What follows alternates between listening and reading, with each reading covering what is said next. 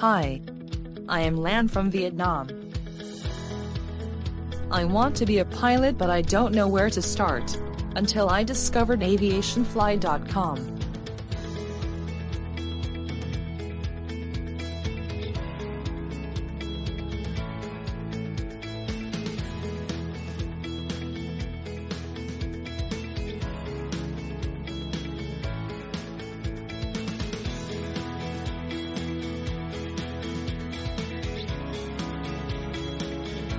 I am so excited to reach my pilot dreams. Here are some of the things you need to do or have before starting your pilot training.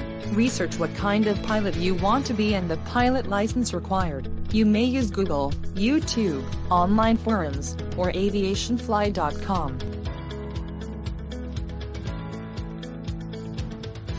You should also possess these basic requirements before starting your pilot training. You should be at least 17 years old to receive a student pilot license. You need to be a high school graduate. You need to be able to speak, understand, write, and read in English. You also need to pass the medical exam. Take note that the basic requirements may vary depending on where you are planning to do your pilot training. Here are the different training stages you need to go through to become a commercial pilot. First, you need to have a student pilot license. It allows you to start your pilot training with a licensed instructor. After that, you need to have a private pilot license. This license will allow you to fly as a hobby or for leisure. Finally, you can get a commercial pilot license. It allows you to be paid for your flying services.